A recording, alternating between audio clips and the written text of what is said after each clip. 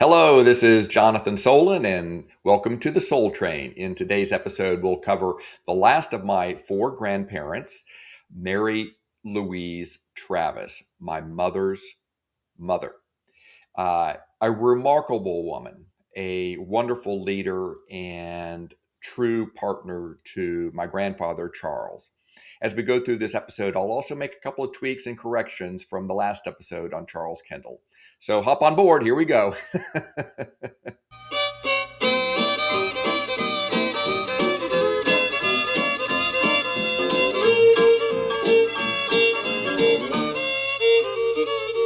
Let's start this profile of Mary Lou Travis by looking at her family tree.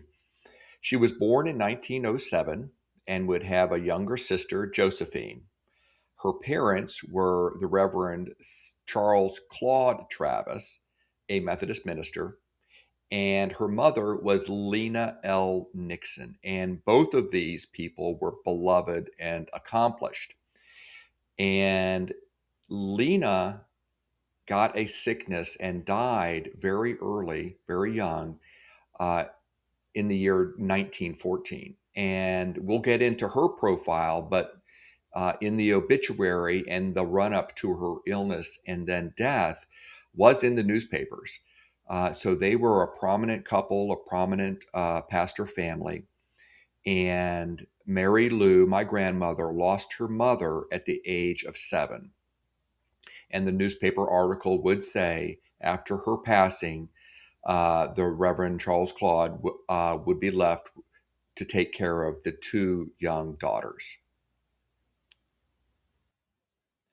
About a year later, her father, Claude, would marry Ada Campbell.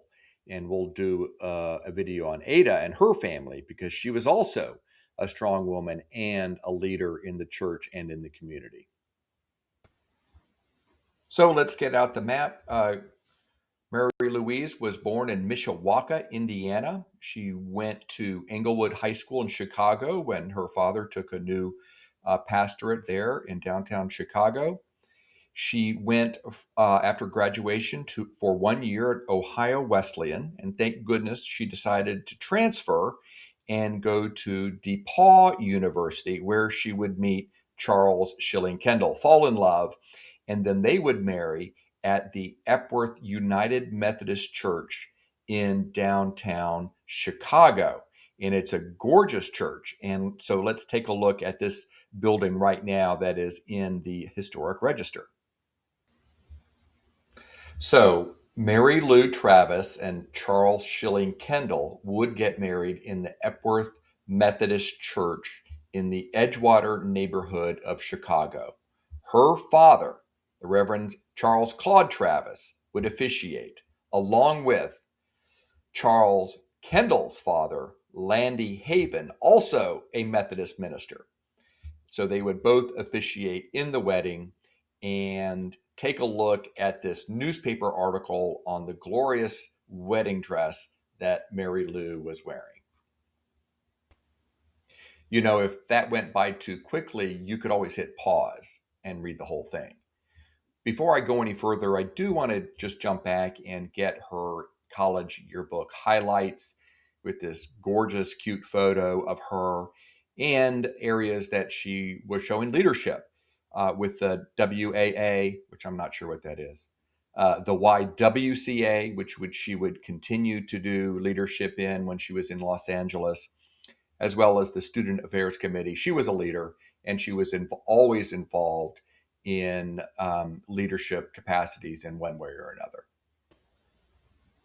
Charles and Mary Lou were true partners in marriage across all of the different Methodist churches that they served.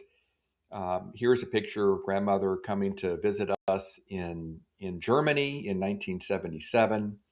I'd just like to share a little story.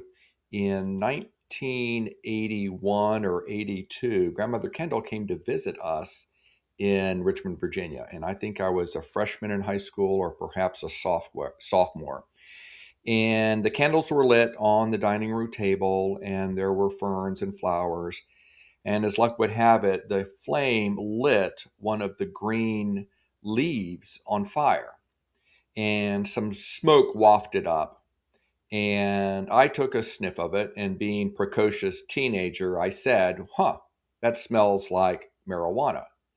And two things happened pretty much at once. My father said, how do you know what marijuana smells like? And my grandmother, in very quick succession, took a sniff and said, well, it does.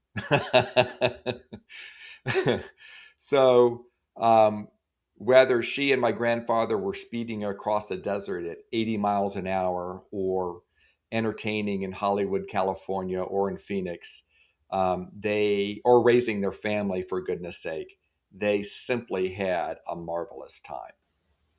I will always be grateful to my Uncle Trav and Aunt Janet for bringing grandmother to the East Coast when Rita and I got married in July of 1988.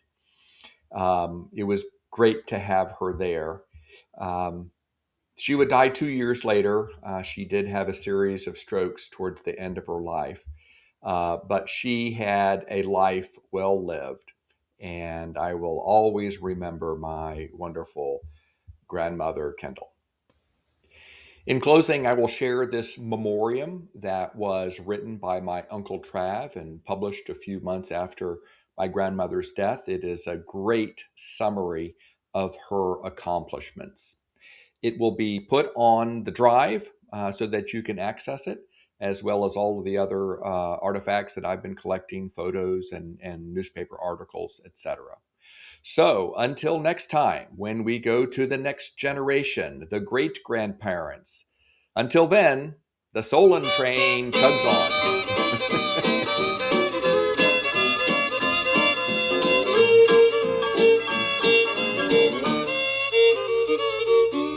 Way down yonder in the state of Arkansas, where my great-grandpa met my great-grandma. They drink apple cider and they get on a jag, and they dance all night to the salty dog rag. They play an old fiddle like you never heard before. They play the only tune that they ever did know. It's a ragtime ditty and the rhythm don't drag. Now here's the way you dance to the salty dog rag.